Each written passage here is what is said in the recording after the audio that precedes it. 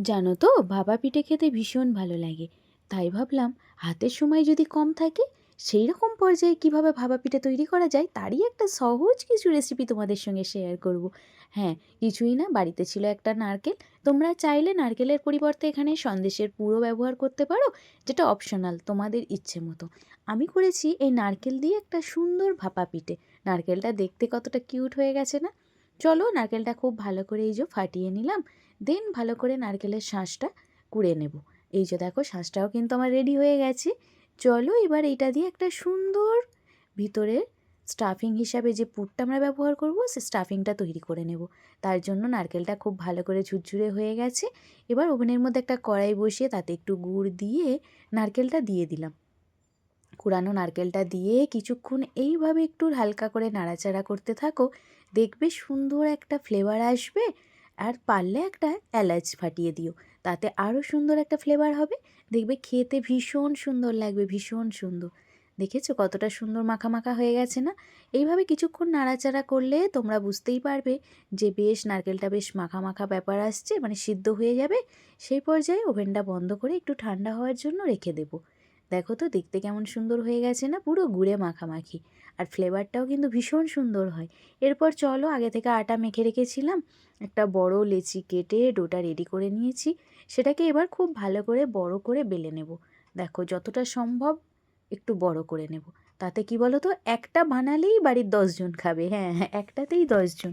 চলো, এইভাবে পাতলা করে বেলে নেওয়ার পর নারকেলের যে স্টাফিংটা আমরা রেডি করেছিলাম, সেটা খুব ভালো করে উপর থেকে এইভাবে সুন্দর করে বিছিয়ে দেব। দেখেছো, রুটির ওপর আবারও একটা স্তর পড়ছে। এই যে এইভাবে হাত দিয়ে অথবা একটা চামচ দিয়ে, যেটা দিয়ে তোমার সম্ভব সেটা দিয়ে এইভাবে ভালো করে স্প্রেড করে দিয়ে জাস্ট রোল করে নাও। কাজ শেষ। দেখেছো, এইভাবে জাস্ট রোল করে নাও। একটু হাত দিয়ে ধরে করবে, কারণ রোলটা নষ্ট হয়ে যেতে পারে। তার জন্য বললাম একটু চেপে চেপে এইভাবে জাস্ট রোলটা করো। দেখো দেখতে কেমন সুন্দর হয়ে গেল। এরপর কাজ শেষ। এরপর কাজ কী বলো তো, রোলটাকে একটু চেপে সুন্দর করে সেট করে নাও, নইলে খুলে যেতে পারে। এরপর ওভেনের মধ্যে আগে থেকেই একটা হাঁড়িতে বা পাত্রে জল গরম করতে দাও। তার মধ্যে একটা প্লেট রেখে দাও, যেটার মধ্যে এটা রেখে দেবে। এই যে জল বেশ গরম হয়ে গেছে, একটা এইভাবে হোল করা প্লেট রেখে বেশ ভাপ উঠবে, তখন এটা দিয়ে দাও এইভাবে। এরপর উপর থেকে জাস্ট একটা ঢাকা চাপা দিয়ে 5 থেকে 7 মিনিট রেখে দাও। তারপর জাস্ট দেখো ফাইনাল লুকটা, দেখেছো? বেশ সুন্দর দেখতে হয়ে গেছে না? গাটা বেশ একটু তেলা হয়ে যাবে, তখন কিন্তু প্লেট আউট করে নেবে।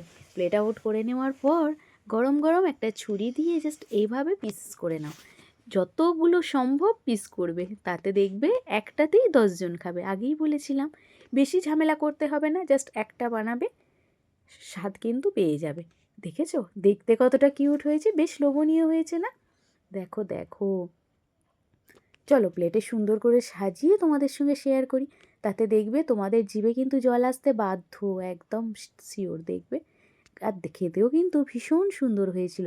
যেহেতু গুড়ের একটা শীতের ভাবে গুড়ের একটা ফ্লেভার বেশ ভালো লাগে, তাই এই স্টাফিং হিসাবে আমরা যে গুড় আর নারকেলটা ব্যবহার করেছিলাম, সেটাও কিন্তু খেতে ভীষণ সুন্দর হয়েছিল। এই যে ফাইনাল লুকটা দেখো, দেখলে জিভে জল আসতে বাধ্য না? আমি আগেই বলেছিলাম তোমাদের দেখলেই জিভে জল আসবে।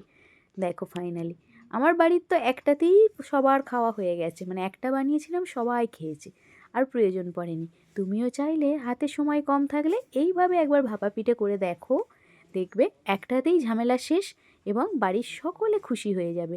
মানে খেতে সুন্দর হলে দেখবে আর কি চায়, আর কিছুই চায় না। আর চলো, এরকম সুন্দর সুন্দর সহজ রেসিপি পেতে অবশ্যই কিন্তু আমার পাশে থেকো, আমার চ্যানেলটিকে ফলো করো।